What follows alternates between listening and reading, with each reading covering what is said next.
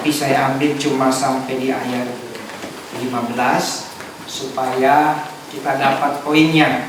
Nanti saudara boleh baca dengan utuh di rumah pasal yang ke-9.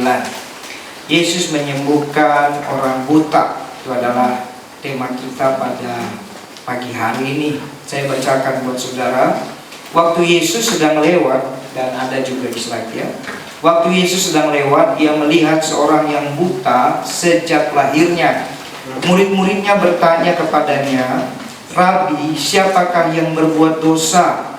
Orang ini sendiri atau orang tuanya, sehingga ia dilahirkan buta?" Jawab Yesus, "Bukan dia dan bukan juga orang tuanya, tetapi karena pekerjaan-pekerjaan Allah harus dinyatakan di dalam dia. Kita harus mengerjakan pekerjaan Dia yang mengutus aku selama masih siang. Akan datang malam di mana tidak ada seorang pun yang dapat bekerja. Selama aku di dalam dunia, akulah terang dunia." Setelah ia mengatakan semuanya itu, ia meludah ke tanah dan mengaduk ludahnya itu dengan tanah, lalu mengoleskannya pada mata orang buta tadi dan berkata kepadanya, "Pergilah, basuhlah dirimu dalam kolam Siloam." Siloam artinya yang diutus. Maka pergilah orang itu, ia membasuh dirinya lalu kembali dengan matanya sudah melek. Tetapi tetangga-tetangganya dan mereka yang dahulu mengenalnya sebagai pengemis berkata, "Bukankah dia ini yang selalu mengemis?" Ada yang berkata, "Benar, dialah ini." Ada pula yang berkata, "Bukan, tetapi ia serupa dengan dia." Orang itu sendiri berkata, orang itu adalah yang buta tadi ya, "Benar, akulah itu." Ayat ke-10, kata mereka kepadanya, "Bagaimana matamu menjadi melek?" Jawabnya, "Orang yang disebut Yesus itu mengaduk tanah, mengoleskannya pada mataku dan berkata kepadaku, 'Pergilah ke Siloam dan basuhlah dirimu.' Lalu aku pergi, dan setelah aku membasuh diriku, aku dapat melihat." Lalu mereka berkata kepadanya, "Di manakah dia?" Jawabnya, "Aku tidak tahu." Lalu mereka membawa orang yang tadinya buta itu kepada orang-orang Farisi. Adapun hari waktu Yesus mengaduk tanah dan memelekkan mata orang itu adalah hari Sabat. Karena itu orang-orang Farisi pun bertanya kepadanya, "Bagaimana matanya menjadi melek?" Jawabnya, "Ia mengoleskan adukan tanah pada mataku, lalu aku membasuh diriku, dan sekarang aku dapat melihat." Amin. Ini panjang saudara, salah satu kisah yang panjang dalam satu pasal, saudara boleh baca di rumah. Luar biasa saudara. Jadi ini ada satu cerita yang benar-benar terjadi. Kalau saudara baca di Alkitab baik-baik, ada 2 kolam yang dicatat di Alkitab. Saudara pernah perhatikan kolam apa yang dicatat di Alkitab? Ya, yang pertama namanya kolam Bethesda. Amin. Dan bukti sejarah, kolam Bethesda pernah ditemukan, sudah digali di awal abad 19. Tempatnya di sebelah utara dari kerajaan Yerusalem. Dan kolam yang kedua ada namanya kolam Siloam. Ya, kolam Bethesda ada 5 serambinya. Di situ adalah tempat orang-orang sakit menunggu malaikat datang menggoyangkan air itu. Siapa yang lebih dulu lompat, dia akan sembuh. Itu kolam Bethesda saudara. Tetapi kolam Siloam, tadi kita sudah baca, artinya yang diutus. Ini berbeda. Kolam Siloam, saya tidak sempat buat slide-nya ya saudara, ada di sebelah utara. Jadi beda ya, selatan dan utara. Dia adalah sumber mata air yang dipakai oleh orang Israel, kolam Siloam itu ya. Jadi sumber mata air yang dipercaya untuk membersihkan dan menyucikan. Justru kolam Siloam adalah kolam kebalikan dari Bethesda. Bethesda secara umum ini ya, secara singkat, itu memang diperuntukkan untuk orang-orang sakit. Tapi kolam Siloam justru diperuntukkan untuk orang-orang Farisi, ahli Taurat, orang-orang Israel, para raja, para pemimpin. Jadi kalau saudara mengerti atau mempelajari baik-baik firman Tuhan, ini benar-benar inilah yang membuat sebenarnya kenapa orang Farisi marah. Kenapa Tuhan tidak suruh orang buta ini membasuh dirinya ke kolam Bethesda, yang memang adalah tempat orang-orang sakit, di mana Yesus juga pernah berkata kepada orang lumpuh di kolam Bethesda, angkat tilammu, bangun dan berjalanlah. Kenapa Tuhan suruh ke Siloam, yang adalah tempat mata air, sumber mata air yang masih dipakai oleh orang-orang pada zaman itu, dan diteliti pada awal barusan ini saudara, berapa puluh tahun lalu diteliti betul, dan mata air itu masih ada. Jadi ini yang membuat orang Farisi marah. Ada kolam Bethesda kok. Halo? Kenapa suruh ke kolam Siloam, tempat kami minum air? Amin. Ini sedikit. Jadi kalau nanti saudara baca Alkitab, punya hasrat, punya kerinduan, saudara bisa lihat literatur, buku-buku tambang, supaya kita ngerti. Oh, kenapa? Tapi itu semua nanti waktu apa? Waktu kita sudah mulai merendahkan diri baca Alkitab dari awal sampai akhir. Amin. Kita sudah mulai memahami, oh ternyata ada kolam Bethesda ya. Oh ada juga kolam Siloam. Di Tangerang ada kolam Amsterdam Water Park. Ya. Ada lagi kolam apa macam-macam. Di setiap apartemen, di setiap perumahan sekarang, di klaster-klaster mewah ada kok kolam. Ya. Jadi apakah mujizat bisa terjadi di situ? Bisa saja. Nah, kalau Tuhan mau. Nah, baik saudara, itu sedikit saja penjelasan supaya saudara nanti ketika saya memaparkannya saudara bisa dapat ya. Karena orang Israel ini adalah orang yang hidup dalam aturan, Bapak Ibu. Jadi kalau sudah kiri-kiri, kalau sudah kanan-kanan.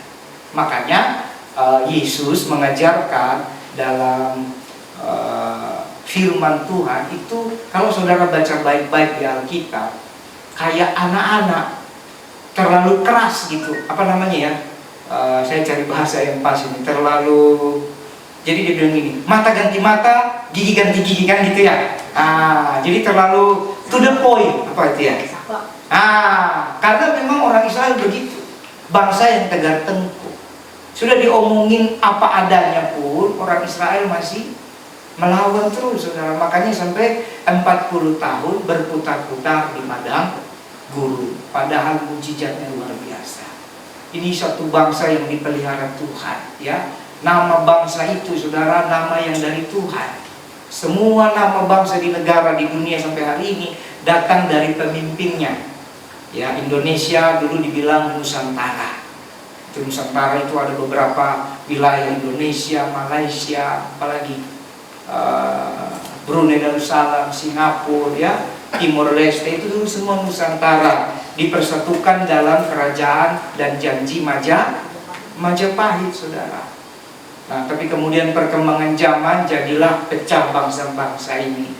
Tapi perjanjiannya itu mengikat, dan Nusantara ini disebut oleh Patih Gajah Mada. Lalu Indonesia disebut oleh presiden kita dan para pemimpin yang pertama, Soekarno-Hatta. Malaysia juga disebut oleh pemimpin mereka. Tapi Israel, saudara, namanya datang dari Tuhan.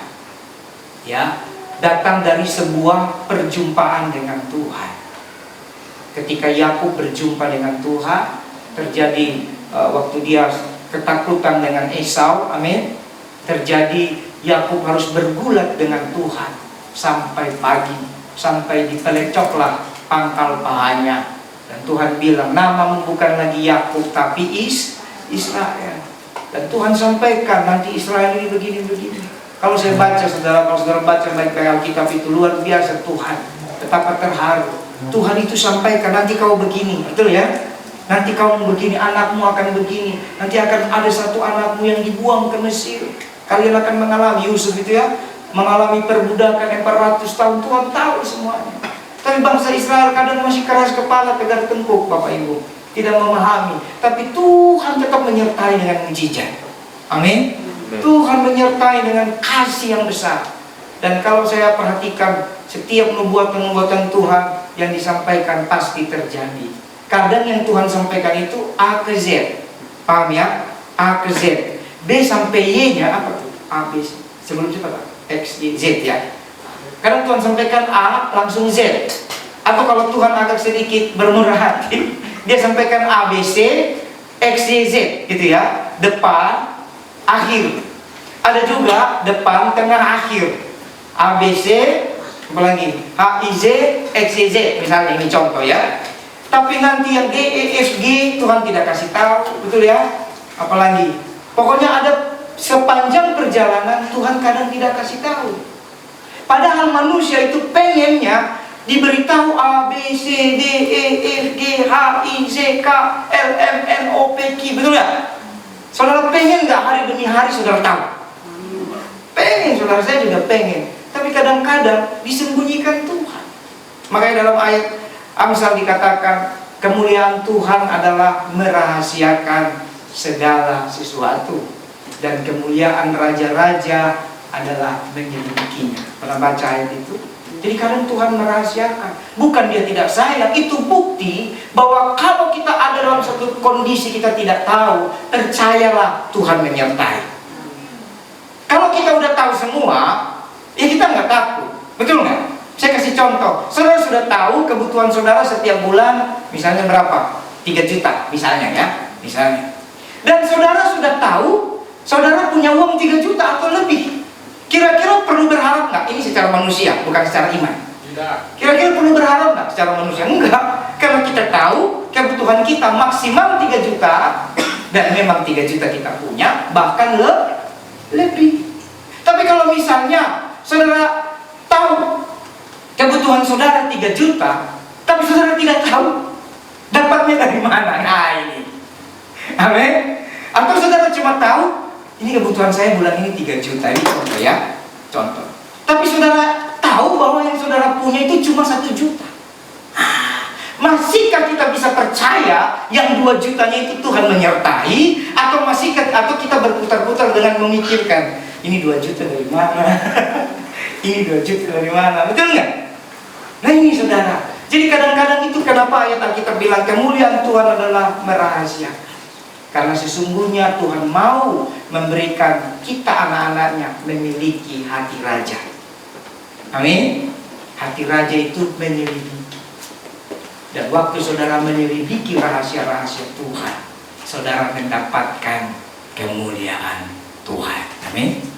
Saya sudah sampaikan beberapa waktu lalu, kemuliaan Tuhan itulah kunci berkat. Karena manusia telah berbuat dosa, kehilangan kemuliaan. Gara-gara kemuliaan hilang, semua jadi masalah. Betul nggak? Baju aja jadi masalah, kan? Telanjang masalah, dulu tidak masalah. Tapi kalau kemuliaan dipulihkan, berkat datang sama kita. Amin.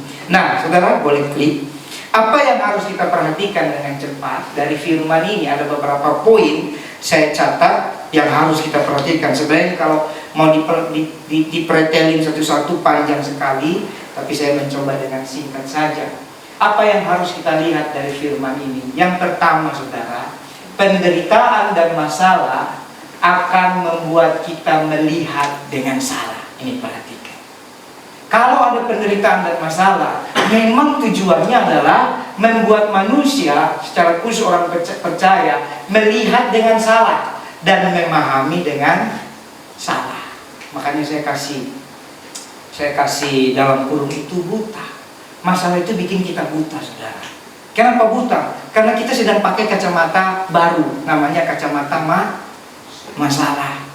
Berapa waktu lalu ya, mungkin sebulan lalu atau berapa minggu lalu begitu, anak-anak rindu jalan-jalan ya. Jadi saya bawanya ke mall, ke Karawaci ya. Karawaci ada time zone, mungkin selalu tahu ya. Nah di time zone itu ada arena ada wahana bermain yang namanya VR, virtual, pakai kacamata itu ya. Jadi dan Rema penasaran, tapi aku mau main. Ya mungkin ada yang tahu. Nah, kalau nggak tahu boleh dicoba, karena itu terbuka untuk umum, cuma mahal. Jadi begitu kan harus beli kartu time zone ya. Begitu gesek, biasa sekali main cuma 10, ini 30 berapa begitu. Langsung satu kali aja ya. kali aja. Yang punya anak pasti tahu itu. Soalnya anak-anak nggak pernah cukup satu kali, terus itu. Jadi bapaknya yang harus kasih rem. Pas pertama dia pakai, saudara, gemetar, giginya pun ikut gemetar. Jadi ini anak kenapa? Papi, kenapa kau? Aku nggak bisa lihat papi. Loh, kenapa? Dia gemetar. Saya bilang, bang, kenapa ini bang? Saya lihat kan ada layarnya ya, kita bisa lihat layarnya dari luar. Nggak kenapa-napa. Lalu abangnya bilang gini, itu virtual pak, mereka seperti di dalam dunia itu. Oh gitu. Terus, waduh, semangat nak. Papi. Semangat nak, kenapa? Aku masuk jurang. Siapa yang masuk jurang? Padahal cuma duduk di situ. Coba. Ada abang-abang, ada banyak orang, ada saya, ada istri saya, ada adiknya. Sampai adiknya itu tiba-tiba sok dewasa. Dalamku ada Yesus. Luar biasa. Paling nggak guru sekolah minggu berhasil. Ada masalah, yang penting ada Yesus. Begitu saya diterima begitu, saya ingat sekali. Saya pernah ke Ancol dulu sekali naik kora-kora. Siapa yang pernah naik kora-kora? Itu satu kalinya dan kayaknya untuk terakhir kalinya. Saya tidak akan pernah mau naik itu lagi. Itu lebih berat daripada puasa. Benar. Itu kapan ya? Ya saya lupa, awal-awal datang ke Jakarta ya, mungkin tahun 99, 2000, 2001, saya lupa karena itu bukan hal yang penting. Jadi saya diajak sama teman dan saudara tahu, benar, Alkitab bilang apa yang dari hati itu yang keluar. Benar. Jadi benar-benar waktu saya naik kora-kora penginjilan. Jadi begitu kora-koranya mengayun, mulai haleluya. Begitu naik ke atas, darah Yesus. Kan itu jantung kita seperti tertinggal.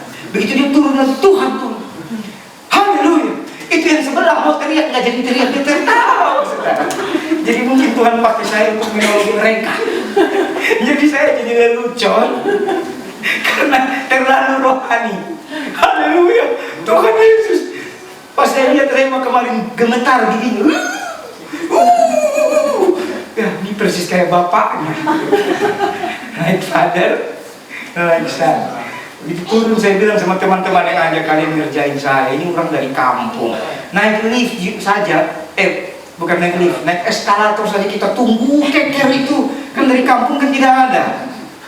Itu saya pertama naik eskalator itu di Blok M, saudara. Kita keker itu, tiba-tiba langsung dibawa ke kora-kora. Kan kebangetan ini. Mana ada di Sibolga itu, dan saya lahir di Sibolga ya. Tidak ada di Sibolga. Sibolga itu hanya ada udang, cumi-cumi, durian, dan ikan asin. Mana ada eskalator. Belum lagi waktu awal naik lift. Kan saya kan malu-malu, makanya kita bilang bodohlah kalau orang tidak bertanya. Ya, malu-malu. Saya lihat lift, tuing, orang yang masuk cowok. Begitu buka cowok yang jadi cewek gitu. Dulu gitu lah. Jadi kalau orang bilang lelucon, ada pendeta-pendeta atau orang khotbah atau orang bikin joke, itu saya pernah ngalami. Naik eskalator, terus lift, naik kora-kora dan segala macam, saudara. Saya nggak tahu saudara-saudara yang lain di sini, ya, karena kita memang benar-benar dari satu daerah yang sampai hari ini pun masih belum terlalu bagus ya. Jadi saudara, ini kenapa saya saksikan soal virtual itu? Ketika Rema pakai itu, dunianya itu. Amin. Dunianya itu. Dia lupa ada abang yang jaga itu, apa namanya itu, pelayan, maksudnya itulah yang kerja di time zone. Dia lupa juga ada papi maminya, dan dia lupa bahwa dia sedang duduk baik-baik saja. Itu kursi cuma goyang-goyang dikit, bukan kayak kursi goyang. Tapi pengalaman itu saudara membuat dia, papi turun dia kayak keringat dingin. Saya tanya, kenapa nak? Ngeri, mau lagi? Mau,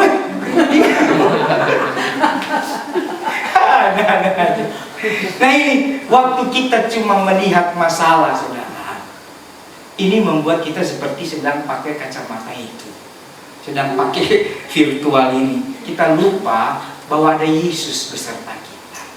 Kita lupa bahwa kita itu punya status anak. Amin. Kita lupa bahwa kita sedang duduk dan baik-baik saja. Tapi karena kacamata itu, nah habis itu ada lagi ya. Mungkin bulan lalu pertama, baru mungkin 2 bulan lalu pertama, saya lupa. Lalu bulan lalu atau 2 minggu, 3 minggu lalu, kali kedua,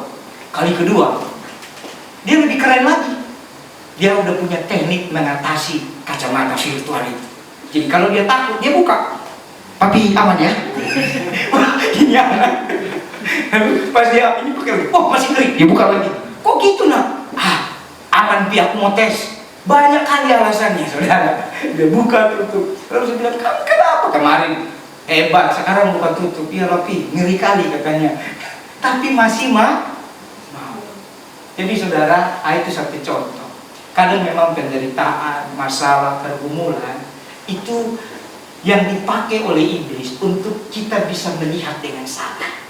Kita memahami juga dengan salah. Jadi seolah-olah Rema melihat dunianya cuma itu, cuma yang lagi dia lihat di depan matanya, virtual rabbit ya. Jadi cuma kayak kelinci-kelinci. Nah, saudara yang mau main ke Karawaci silakan ya, silakan siapkan uang kan tidak.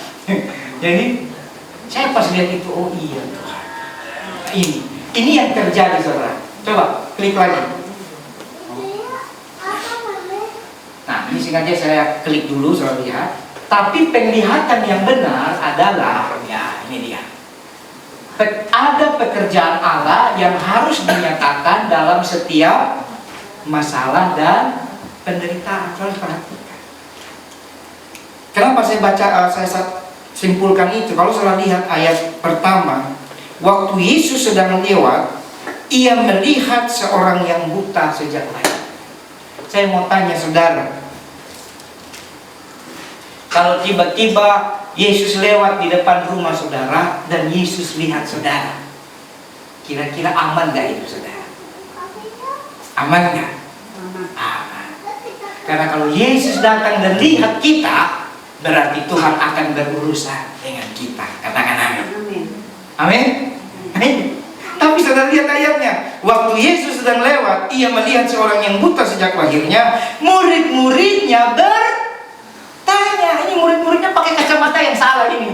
Murid-muridnya pakai kacamata orang Israel, ahli Taurat, orang Farisi, kita pernah bahas ya pembimbing yang lalu. Murid-muridnya bertanya kepadanya, Rabi, siapakah yang berbuat dosa? Orang ini sendiri atau orang tuanya sehingga ia dilahirkan buta? Mereka lupa bahwa poin daripada kisah itu, Yesus sedang melihat orang buta. Katakan amin. Kadang-kadang saudara, mungkin karena kita sudah terlalu banyak masalah, terlalu banyak pergumulan, ya, terlalu banyak hal-hal yang membuat kita jadi berat, ya. Hidup ini kadang membuat hidup kita berat. Akhirnya saudara, kita lupa bahwa Yesus sedang lihat kita. Apakah kondisi kita sedang buta, apakah kondisi kita sedang lumpuh, apakah kondisi kita sedang sakit, apakah kondisi kita sedang kerasukan, kondisi kita sedang tidak baik-baik saja, ingat baik, kalau Yesus melihat kita, maka masalah selesai. Amin. Tapi murid-murid ini saudara, mereka malah pakai kacamata yang lain, kayak Rema. Bisa lupa dia ada papinya, ada maminya. Untung diingatkan sama Eliora, ada Yesus. Tapi dia tetap begini. Lucu sekali. Ada saya videokan itu. Nah ini kita saudara. Padahal itu tidak selamanya. Betul nggak? Dia nempel, dia pakai kacamata itu besar menutupi wajahnya, warna hitam itu. Kacamata itu dia pakai mungkin cuma 2 menit kali ya. 2 menit, 3 menit kan tidak lama juga kan. Game tidak mau rugi, nggak mungkin dia pakai 15 menit, rugi mereka. Ya, paling berapa menit lagi. Habis itu selesai. Tapi memang betul-betul pergumulan itu dipakai setan untuk membuat kita merasa hidup kita itu cuma di situ. Halo? Nah, jadi tapi firman Tuhan mengajarkan. Saudara lihat ayat selanjutnya.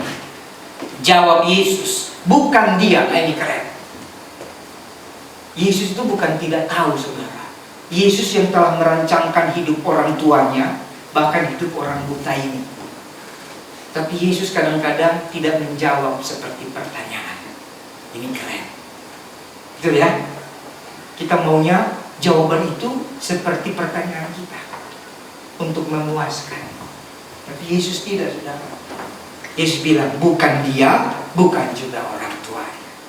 Di sini kita bisa lihat bahwa Tuhan Yesus benar-benar tidak mau menggunakan pergumulan, tidak mau menggunakan masalah yang sedang dirasakan oleh orang buta dan keluarganya sebagai pintu untuk menghakimi.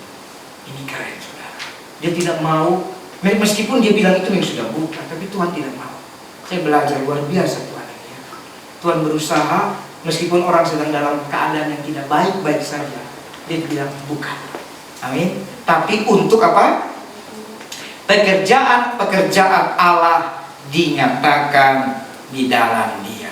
Jadi penglihatan yang benar, saudara, ketika kita mengalami pergumulan, ketika kita mengalami penderitaan, ketika kita mengalami masalah, kita harus ingat ada ayat ini.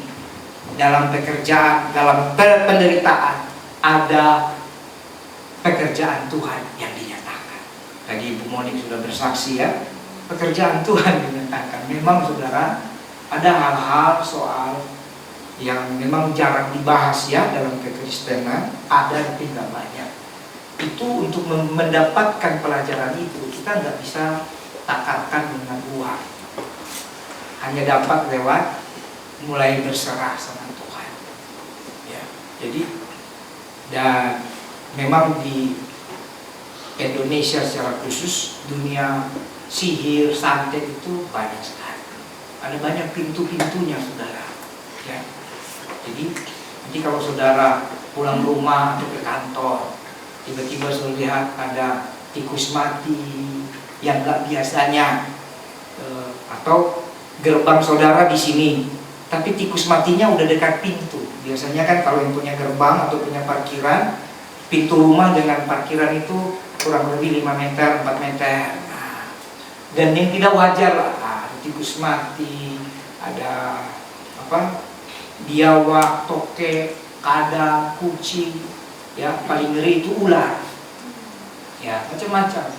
Nah itu saudara sudah harus mulai berjaga-jaga, segera berdoa, minta perlindungan Tuhan. Ya, atau ada suara-suara angin di atap. Memang Indonesia begitu. Ya, dulu pernah ada satu orang ibu saudara, dia sudah tua, sudah umur mungkin 70-an. 77, udah tua lah, saya lupa. Dan beliau sudah mati haid, jadi sudah tidak datang bulan lagi ya, perempuan. Tapi tiba-tiba 1 minggu dia datang bulan terus. Yang datang bulannya bukan sedikit, itu di daerah Taman Jati. Nah itu datang bulan itu bukan, jadi tidak bisa lagi pakai pembalut. Datang bulannya itu bisa kayak berapa gelas gitu, pendarahan. Bayangkan sudah puluhan tahun menopause, tiba-tiba di umur 70-an apa 80 dia menopause lagi. Terus singkat cerita, kami dipanggil, saya datang malam-malam berdoa. Pas kita berdoa, wah Tuhan kasih tahu di atas rumah pernah ada bunyi bom gitu. Langsung dia bilang iya benar. Oh, kita berdoa, singkat cerita, berdoa bla bla bla semua, sembuh saudara, berhenti. Dokter juga bingung. Jadi 1 minggu udah ke dokter, udah kasih obat, ya tidak nampak karena memang bukan sakit fisik. Ya, begitu didoakan sembuh. Nah, habis didoakan sembuh saudara, baru mungkin seminggu ya, seminggu saya lupa, 2 minggu, kakaknya atau adiknya kena lagi. Wah, bandel benar ini, cantik. Jadi mereka di rumah itu 3 orang, kakak atau adiknya Oma Priscilla juga. Kakak, itu suami istri, anak-anaknya udah tinggal di mana. Lalu satu lagi saudaranya ini, Oma siapa namanya. Jadi habis ini kena yang kakaknya ini. Nah kakaknya ini pendoa saudara, Oma Priscilla ini. Dia telepon saya datang berdoa. Lalu habis kita doakan semua, terus dia bilang, karena dia Oma, dia panggil saya nama saja, Budi, ya Oma, tadi saya baru berdoa supaya kalau dia masih serang kami lagi, santetnya kembali ke dia. Waduh, tidak boleh Oma. Saya sudah kesal. Kamu tidak tahu, saya ini sudah nenek-nenek, jangan saja susah, lalu urus ini lagi. Begitu juga. Ini setiap hari Kemarin saya urus adik apa kakak itu ya. Nah, kemarin saya urus kakak saya 1 minggu lebih. Kenapa dia datang lagi? Wah ini. Nah namanya ini oma-oma saudara. Kita ngomong apa kalau sudah ngomong? Berapa hari kemudian, benar saudara, di kampung di atas itu ada namanya kampung apa itu, Nagrak apa, meninggal saudara. Waduh pas meninggal saya cuma Tuhan tolong. Karena kan ayat Alkitab bilang Tuhan tidak mau satu orang pun binasa. Ya kadang saya menghibur diri kalau ada yang begitu, ya itu sudah waktunya. Sudah waktunya. Nah, yang penting mulut kita jangan sampai mengeluarkan, karena mulut kita ini ada kuasanya saudara. Ya apa yang saudara katakan, saudara perkatakan itu ada kuasanya. Ya kecuali saudara memperkatakan hal-hal yang tidak baik kepada orang-orang yang benar, ini beda. Seperti burung mengirap. Nah pernah baca ya? Burung mengirap lalu jatuh. Demikianlah halnya perkataan sia-sia yang diucapkan. Tapi secara khusus anak-anak Tuhan kalau ngomong apapun jadi. Makanya lebih baik saudara ngomong yang baik-baik. Saya diberkati, amin. Saya berhasil, saya sukses, saya awet muda, saya ganteng, saya cantik, saya kaya. Bilang itu semua. Meskipun begitu bilang saya kaya, bukan dompet, aduh, kayanya jauh kan gitu. Sama lagi, saya diberkati, kayaknya jauh kan itu. Kalau saudara bilang, saya diberkati, begitu saudara bilang saya diberkati, tiba-tiba tukang debt collector datang depan rumah, nggak apa-apa, ucapkan terus, amin. Karena perkataan itu seperti benih juga yang lagi dikabur, nanti dia akan bertumbuh seperti pohon dan kemudian akan berbuah. Yang ketiga, saudara, klik lagi. Apa yang harus kita lihat dari firman ini? Nah, ini dia. Jadi kalau penglihatan saudara sudah benar bahwa setiap kali penderitaan ada pekerjaan Tuhan. Ya, jadi apa penderitaan saudara? Misalnya saudara lagi tidak punya pekerjaan, itu pergumulan kan? Lagi tidak punya pekerjaan, ya, itu pergumulan kita, itu umum lah saudara. Saudara jangan langsung berkecil hati. Saudara jangan langsung pakai kacamata itu terus. Saudara bilang pasti ada rencana Tuhan dinyatakan lewat pergumulan ini. Amin. Nah, kalau saudara sudah memahami itu, nah saudara akan punya satu kerinduan untuk melakukan tugas pekerjaan yang Bapa percayakan. Bahkan saudara, ini saya ambil satu ayat tambahan. Dalam Yohanes 4 ayat 34 dikatakan, makananku ialah melakukan kehendak Dia yang mengutus aku dan menyelesaikan pekerjaannya. Amin. Jadi Tuhan Yesus mau kita seperti Dia, makanan kita. Jadi melayani Tuhan, bekerja untuk Tuhan itu kita anggap sebagai makanan. Bayangkan kalau saudara tidak makan, kecuali saudara puasa ya. Kalau saudara tidak makan 1 hari, bisa masuk angin, betul nggak? Bahkan 1 hari yang sehatnya itu minimal saudara makan besar 2 kali kan? 1 kali itu terserah lah, opsional, mau cemilan kah apa. Jadi kalau kita nggak makan, kita akan mengalami banyak pergumulan saudara. Jadi Tuhan mau melakukan pekerjaan Tuhan, kita anggap seperti makanan. Jadi kalau kita nggak melakukan pekerjaan Tuhan, berarti belum makan. Amin. Kenapa saya sampaikan ini saudara? Ini sudah tanda-tanda akhir zaman. Mari kita berusaha pribadi demi pribadi bergerak saudara, berjuang untuk melakukan kehendak Tuhan. Sudah bukan waktunya lagi kita hanya biasa-biasa saja. Tuhan merindukan orang-orang yang sudah percaya kepada Dia, mulai memikirkan bahwa nanti akhir zaman Tuhan pasti kembali. Percayakah saudara bahwa Yesus akan datang jadi imam? Waktu Yesus datang pertama, Dia datang sebagai juru selamat. Makanya kita ini masih punya kasih karunia.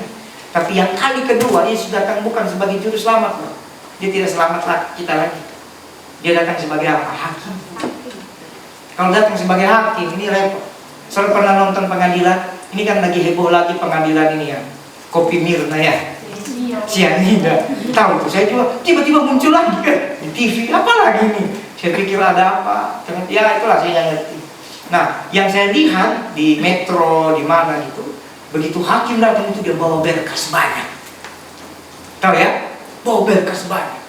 Begitu saya lihat itu, waduh Tuhan, nanti kalau Engkau Tuhan datang ke dunia, engkau datang bawa berkas.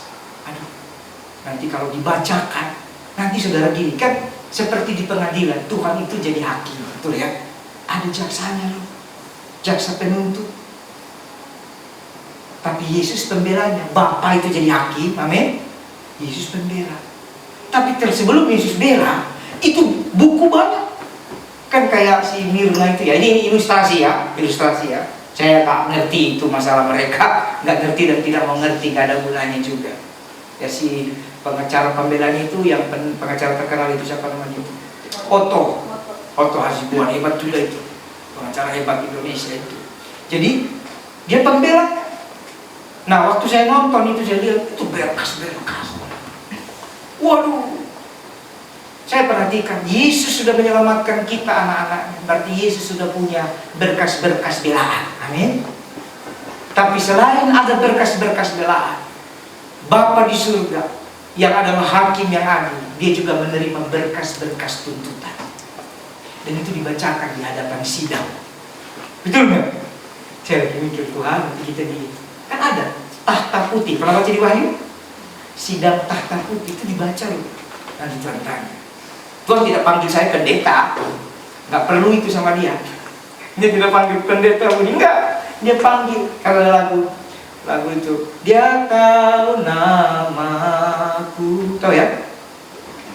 He knows my name. I have a maker. Tahu lagu itu ya? He knows my heart. Itu bahasa Inggris. Aku punya pencipta, dia tahu pikiranku. Terus apa lagi? Itu ayat firman itu. In every time, dia tahu air mata kita, dan dia panggil kita sesuai nama kita. Nanti ditangkap itu dipanggil Budi. Wah. Nanti kayak Remo saya. Iya Tuhan. Kau ya kan misalnya gitu ya. Waduh. Kadang saya suka merenung sendiri. Di situ tidak ada status, tidak ada jabatan. Kita semua sama. Amin. Tidak ada orang kaya, orang miskin, hamba Tuhan, orang biasa, tidak ada. Bahkan kalau saudara baca Alkitab, Lazarus yang katanya paling biasa duduk di pangkuan Abraham, pengemis itu. Orang kaya yang katanya hebat malah ada di tempat yang jauh. Jadi saudara, kitab itu dibuka, dibacakan. Itu sebabnya saudara ayat ini ada. Kita harus mulai berjuang melakukan firman, mulai melayani pekerjaan Tuhan. Apa pekerjaan Tuhan yang dipercayakan buat kita? Banyak saudara. Beritakan Injil, hidup sebagai garam dan terang. Amin. Saudara, dalam kekristenan ini nanti saya lagi susun tema khotbah untuk beberapa minggu ke depan ya. Dalam kekristenan sesungguhnya, kalau sudah selamat sudah hebat, sudah bagus, amin. Itu berkat. Tapi apakah berhenti di sini? Tidak, saudara. Tuhan mau bawa kita lebih lagi. Apa? Dapat mahkota kan? Benar nggak? Tapi apakah berhenti di dapat mahkota? Tidak. Tuhan mau kita menjadi seperti Kristus. Amin. Itu goalnya. Jadi goalnya bukan hanya masuk surga. Surga itu udah pasti berkat bagi orang yang terima Yesus. Tapi tidak boleh goalnya berhenti di situ. Tapi goalnya masih banyak, saudara. Jadi Tuhan mau terus kita bergerak. Supaya apa? Nanti ketika dia datang, saudara, kita nggak ditinggal. Saya pernah saudara baca ayatnya, ketika Tuhan melihat orang-orang tidak layak, meskipun selamat, amin, meskipun pasti punya surga, tapi ditinggal. Amin.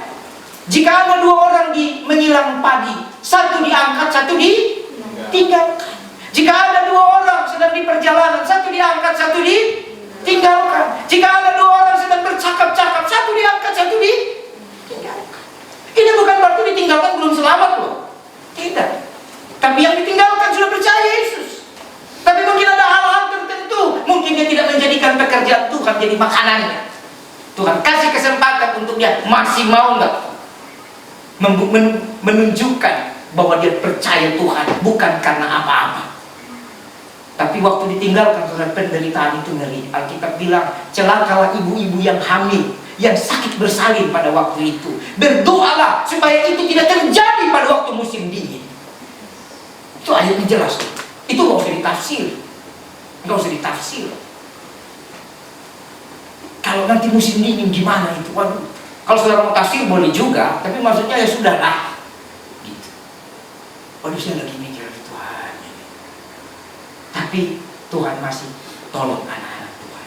Jadi mari saudara kita belajar. Jadi kalau ada masalah, taruh di hati saudara. Ini kesempatan saya melakukan pekerjaan Tuhan. Amin.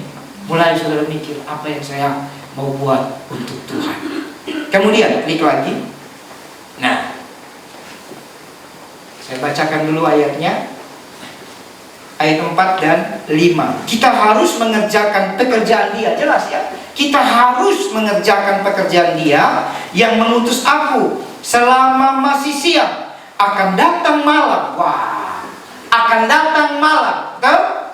Coba ditampilkan dulu ayatnya. Balik, mundur, supaya kita baca bersama ayatnya ya. Nah, kelihatan ya. Kalau coba kita baca bersama, mulai yang tengah-tengah ujung ini dikatakan kita harus ya. 1, 2, ya. Kita harus mengerjakan pekerjaan Dia yang mengutus aku selama masih siang. Akan datang malam di mana tidak ada seorang pun yang dapat bekerja. Selama aku di dalam dunia, akulah terang dunia. Amin. Saudara, kalau kita masih kasih Tuhan kesempatan untuk melakukan hal-hal baik, melakukan pekerjaan-pekerjaan Tuhan, ini tanda masih siang. Jadi kalau gereja masih bisa beribadah, tanda masih siang. Tapi ada masanya nanti sudah malam. Saya ingat sekali waktu 2020, malam tahun baru 2020, saya diminta oleh beberapa pendeta, beberapa gereja untuk doa puasa tutup tahun. Dan waktu itu saya masih bisa tinggalkan karena saya masih wakil gembala, kita belum punya gereja.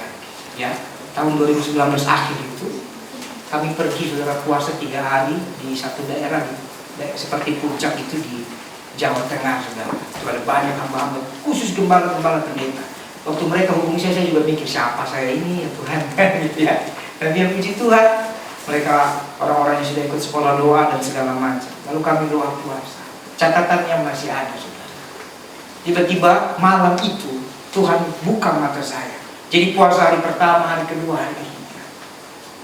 Begitu habis puasa, kayaknya hari kedua bukan hari ketiga. Tiba-tiba habis ngobrol-ngobrol dengan kayaknya 2 orang pendeta itu, kami tidur agak larut, mungkin sekitar jam 2 malam baru tidur. Kalau puasa kan nggak kemana-mana ya, lebih boleh kayak acara retret.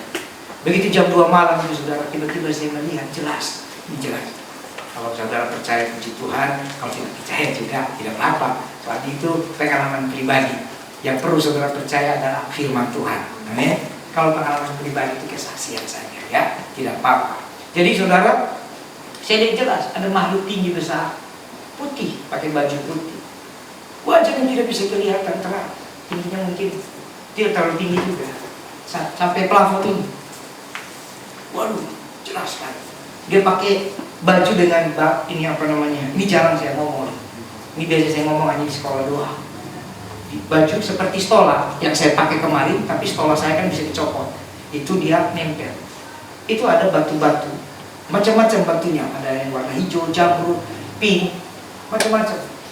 Jumlahnya seperti 12. Seperti 12 suku Israel. Saya ini tidak cocokologi, karena kalau saya baca Wahyu, saya mencoba akhirnya memvisualisasikan, nanti repot datang mimpi. Gitu. Jadi saya biarin aja. Begitu saya lihat saudara, mukanya senyum. Tapi habis senyum saudara, dia pegang sapu. Seperti sapu. Lalu mukanya tidak senyum lagi. Tiba-tiba datang satu malaikat lain. Waduh. Saudara. Dan penglihatan itu saudara, ternyata dilihat sama pendeta siapa itu di luar negeri. Saya lupa diterjemahkan. Itu di tahun 2020. Mereka kan punya media sosial, saya kan tidak punya. Maksudnya, ya kita saja lah. Jadi, saya lihat malaikat lain datang sudah. Bawa sapu juga. Langsung saya lihat mereka berbicara. Saya tidak tahu bicara apa, saya tidak tahu. Lalu tiba-tiba Tuhan taruh di hati saya. Nanti semua gereja, nanti semua rumah akan jadi gereja. Semua gereja besar akan habis. Yang jadi gereja adalah rumah. Waktu itu saya pikir begitu. Lalu yang kedua ada beberapa poin bukunya di situ. Nah, tapi kalau saya sampaikan lagi panjang. Itu ada 3 poin. Oh ya, yang kedua, nanti tidak ada lagi orang kaya, orang miskin. Mereka akan saling mengasihi. Waduh, selesai. Saya sampaikan, saudara. Saya sampaikan. Di depan pendeta-pendeta itu. Ada berapa puluh orang. Sampaikan sama mereka.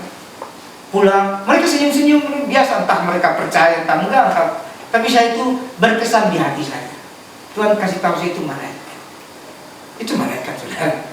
Saya umur hidup kita bisa lihat malaikat mungkin 1-2 kali, nggak tiap hari. Ya, kalau tiap hari itu lihat istri saja. Ya, karena itu makhluk roh. Jangan lihat tiap hari, bukan jangan, memang begitu. Mereka itu makhluk surgawi. Amin. Nggak bisa itu biasanya gitu. Jadi pulang, saya mikir. Kami pulang tanggal 31 Desember. 31 atau tanggal 1 ya? Tanggal 1 Januari 31 kami masih malam tahun baru di Jawa. Tanggal 1 Januari kami pulang, saudara, 2020. Jam 4:30 pagi kurang lebih. Kami pulang tanggal 5 pagi atau jam 4:15. Aman lancar, selancar-lancarnya. Kami senang. Karena kami pikir pasti udah capek malam tahun baru masih tidur. Dan saya berharap bisa nyampe rumah. Begitu sampai sebelum Cikarang, sebelum Cikampek, itu macet, saudara. Jakarta banjir. Ingat? 1 Januari 2020 Jakarta banjir. Yang biasa kita naik mobil itu, saya bawa kendaraan sendiri itu, kalau macet biasa itu 8 jam. Kami pernah 12 jam. Saudara tahu, 2 hari kami di jalan. Tidak bisa lewat. Banjir Jakarta. Anak-anak itu, aduh, saya juga kasihan itu. Anak-anak di mobil, untung pasang kasur. Langsung saya ingat suara Tuhan. Waduh, Tuhan, nggak bisa jalan di tol. Saudara mau putar kemana? Macetnya dalam tol. Saudara tahu, itu saya hitung kayaknya hampir 38 jam, 40 jam kami di jalan. Nginap di jalan tol. Itu orang mau ke toilet kemana? Tiba-tiba saudara, supir taksi, supir bis bikin toilet darurat. Pakai talang kayu. Yang laki-laki punya toiletnya sendiri, yang perempuan punya toilet. Mau kencing di mana? Langsung saya ingat, nanti akan ada masanya, permulaan, tidak ada orang kaya, orang miskin. Saya lihat orang yang naik Mercy, naik Velfire, naik mobil mahal, minta tolong sama abang truk itu. Bang, saya mau toilet, bang. Mau kencing di mana? Dibukakan itu. Itu saya lihat dengan mata kepala. Lalu orang-orang yang diberkati, yang punya mobil-mobil bagus, mungkin sebagai terima kasih, kan lapar semua, bagi makanan, saudara. Makan apa? Bukan rest area, tidak bergerak, mesin mobil mati, saudara. Itu tidak bergerak, ngeri, saudara. Aduh. Berjalan, saya berjaga-jaga, ini Tuhan ada apa? Ini 1 udah digelar. Tiba-tiba Maret 2020, COVID-19. Wah, sudah tidak tahu, saya menangis itu. Aduh Tuhan, jangan sampai terjadi. Tapi Tuhan kasih tahu ini permulaan. Jelas. Dan benar, tiba-tiba gereja ditutup. 3 bulan lebih itu. Yang boleh ke gereja hanya pengkhotbah, pemain musik untuk yang bikin online. Dan itu pun belum tentu siap. Taman Lang dulu gereja kita kayaknya sebulan gak siap ya. Gak ada ibadah, saudara. Akhirnya gereja di mana? Saya ingat Tuhan bilang, nanti semua rumah jadi gereja. Dan puji Tuhan, mulai jadi gereja. Ada Facebook, ada YouTube, betul ya? Dan puji Tuhan itu berjalan sampai hari ini. Nah, ini sudah mulai pulih lagi. Perhatikan, manusia penyakitnya kalau sudah pulih, mulai lupa Tuhan. Amin. Sudah mulai lupa Tuhan, sudah mulai bergeser lagi. Saya perhatikan, aduh Tuhan, kita memang tidak sempurna, saudara. Tapi jangan kita lupa bahwa Yesus akan datang kembali. Jadi sekarang kita masih siap, masih bisa ke gereja, rumah pun masih bisa gereja. Jangan sampai gereja tidak bisa lagi, hanya rumah, dan di rumah pun kita bingung mau buat apa. Amin. Masa COVID itu, saudara, Tuhan taruh rema di hati saya. Ajar anak-anak baca Alkitab. 2,5 tahun rema baca Alkitab, Kejadian sampai Wahyu 2 kali. Ini 2,5 kali. Cuma kesini udah bolong-bolong. Karena pilihan apa? Baca Alkitab atau kerja PR. PR-nya banyak banget. Tapi masih diusahakan untuk baca Alkitab. Apakah dia ngerti? Tidak. Tidak ngerti. Itu sehari bisa berpasal-pasal, bisa 10 pasal. Saya cuma ingat Alkitab bilang begini, perkatakan firman Tuhan itu siang dan malam. Kepada anak-anak, waktu engkau duduk, engkau berdiri, engkau berjalan atau ngapa-ngapain. Nah ini pekerjaan Tuhan. Salah satu pekerjaan Tuhan yang paling sederhana apa? Membangun rumah tangga kita di hadapan Tuhan. Membangun keluarga kita itu pekerjaan besar. Amin. Baik, klik lagi, kembali ke poin itu. Lihat lagi. Nah, langsung saja langkah untuk, langsung saja ini lebih panjang. Ya, slide berikutnya. Langkah mujizat dalam penderitaan. Ya, ini ya. Apa yang harus kita ambil? Bagaimana apa langkah-langkah supaya kita dapat mujizat ketika mengalami penderitaan atau masalah berdasarkan firman ini. Yang pertama, saudara, kerendahan hati untuk menerima Yesus dan percaya kepadanya terang yang hidup. Katakan amin. Jadi untuk mengalami mujizat, saudara, yang pertama harus rendah hati. Saudara lihat bahwa si orang buta ini, saudara, dia ini benar-benar sudah dianggap pengemis, sudah tidak bisa buat apa. Dia terima. Harus rendah hati, percaya bahwa Yesus itu sanggup melakukan segala sesuatu. Amin. Yang kedua, dengan cepat. Nah, kerendahan hati sama rela ini beda. Ya, kerendahan hati itu hanya kita dengan Tuhan yang tahu. Jadi waktu Yesus melihat orang buta ini, Tuhan tahu hatinya. Sama seperti waktu Yesus menyembuhkan wanita pendarahan 12 tahun, Tuhan tahu hatinya. Tuhan cuma pura-pura bertanya itu, siapa yang jamah jiwaku? Betul nggak? Waktu perwira Cornelius itu, perwira dari Kapernaum, maaf, itu berdoa supaya anak buahnya sembuh. Tuhan lihat hati, itu yang namanya kerendahan hati. Kerendahan hati, saudara tidak bisa bilang, oh saya rendah hati, nggak bisa. Saya pun tidak bisa, kita semua tidak bisa. Yang tahu kerendahan hati hanya Tuhan dan kita. Jadi itu goalnya. Untuk dapat mujizat, yang pertama, bereskan dirimu dengan Tuhan. Itu kerendahan hati. Tapi ada yang kedua, ini bisa dilihat. Apa? Kerelaan. Kerelaan hati.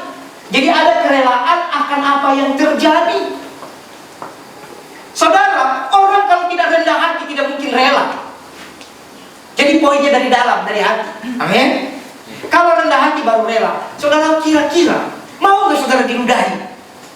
Mau nggak saudara? Ini rela. Dengar cerita mujizatnya enak. Coba ikuti prosesnya. Ternyata saudara, saya baca, saya mulai ingat baca buku-buku lama ya, buku-buku dulu saya masih sekolah. Saya baca. Ternyata kenapa Yesus harus meludah? Karena orang buta yang dari lahirnya ini, bagi keturunan orang Israel ini adalah dianggap dosa besar. Padahal dia tidak bersalah, tapi mereka udah jijik. Ini bahaya kan? Orang tidak salah udah dijijiki. Karena sama seperti kalau pendarahan, kan hukum-hukum itu ya. Kalau pendarahan tidak boleh keluar rumah, dilempar pakai batu, dirajam sampai mati. Jadi orang buta itu sama. Jadi itu ada hukum, benar. Ada hukum bagi mereka. Kalau ketemu orang-orang sakit kusta, orang-orang buta seperti itu, ahli Taurat, Farisi, bahkan tetangga-tetangganya harus berhenti. Saya minta tolong satu orang atau istriku saya. Coba. Jadi misalnya dia ini orang buta. Saya lagi jalan dari sana, lalu saya ketemu, saya tidak boleh jalan begitu saja. Itu hukum Taurat, hukum mereka. Saya harus berhenti di depan istri saya dan meludahinya. Nanti datang lagi siapa? Saya harus berhenti. Saya ludahi lagi. Kenapa? Saya harus ludahi. Silakan dulu. Bayangkan hancurnya hati orang buta ini. Dia seumur hidupnya, karena dia buta dari lahir, setiap ketemu orang dia harus diludahi. Kenapa? Buang siang. Itu sebabnya kenapa ketika Yesus menyembuhkan dia, Yesus juga meludah. Tapi Tuhan meludah kemana? Ke tanah. Tuhan mau pulihkan hatinya. Kau dikatakan sampah dengan ludah, tapi hari ini dengan ludah juga aku katakan engkau sembuh. Amin. Itu namanya ada pekerjaan Tuhan. Dia tidak meludahi orang itu, dia meludah ke tanah. Lalu tanah itu diaduk, itu yang dioles. Kira-kira kalau saya pendeta yang suka aneh-aneh biasa di Afrika, saya ludahin sesuatu, saya oles mata saudara, mau nggak? Nggak mau. Belum kumannya, kita semua sudah bertobat dari COVID kan? Itu banyak virusnya. Diludahi saudara. Tapi kenapa dia bisa sembuh? Karena dia rela. Artinya begini saudara, apa yang harus saudara jalani, terima dengan syukur. Kalau itu rencana Tuhan, terima dengan syukur. Jangan bersungut-sungut. Katakan amin. Itulah kamu mujizat. Yang pertama rendah hati, yang kedua rela hati. Terima saja. Amin. Yang ketiga saudara, nah, ada ketaatan mesti butuh perjuangan. Kadang ketaatan itu yang enak. Bisa nggak saya doa aja di rumah, makanan atau uang jatuh dari langit? Enaknya kan begitu ya. Tapi ternyata ketaatan itu butuh perjuangan. Saudara bayangkan orang buta harus berjalan menuju kolam hanya untuk membasuh diri. Ini ketaatan. Saya bacakan ayatnya, ayat 7. Dan berkata kepadanya, pergilah, basuhlah dirimu dalam kolam Siloam. Siloam artinya yang diutus. Maka pergilah orang itu, ia membasuh dirinya, lalu kembali dengan matanya sudah melek. Jadi 3 poin ini saudara. Yang pertama ada kerendahan hati. Percayalah bahwa kalau Yesus lihat saudara, maka Tuhan tolong saudara. Yang kedua ada kerelaan hati. Meskipun harus mengalami hal-hal yang tidak sesuai dengan pikiran. Orang buta mungkin pikir ditumpang tangan, tapi ternyata diludahi. Relakan saja. Dan yang ketiga ada taat saudara. Nah, kata taat ini yang paling susah saudara. Nanti kapan kita belajar tentang ketaatan. Biasanya ketaatan itu pasti butuh perjuangan. Tidak ada ketaatan tanpa perjuangan. Amin. Semua yang namanya taat ada perjuangan. Menyangkal daging, menyangkal diri. Bayangkan dia buta, dia harus pergi ke kolam. Kolamnya kolam apa saudara? Siloam, bukan Bethesda. Kolam Siloam kolam yang dibanggakan, gitu loh. Paham ya? Kolam yang dibanggakan oleh orang Israel, itu dia disuruh pergi ke situ. Kalau disuruh kolam Bethesda masih mending. Ini disuruh pergi ke kolam Siloam. Tapi saudara kalau baca kisah selanjutnya, dia pun langsung beritakan Injil. Apakah kamu mau percaya juga sama Yesus? Amin. Puji Tuhan Bapak Ibu. Jadi mari, ini poin kebenaran. Minggu-minggu depan kita akan belajar lebih dalam lagi. Persiapkan diri saudara bahwa Yesus akan datang. Puji Tuhan saudara, hari-hari ini kita dibawa Tuhan terus untuk melakukan pekerjaan Tuhan. Doakan minggu depan tanggal 16 antara minggu sore atau Senin pagi saya berangkat lagi ke Jawa untuk sekolah doa, dan saya sudah kirim flyer ya, doa terobosan di beberapa gereja yang 1 atau 2 minggu lalu saya pergi untuk rapat. Dan banyak hal yang harus kita kerjakan.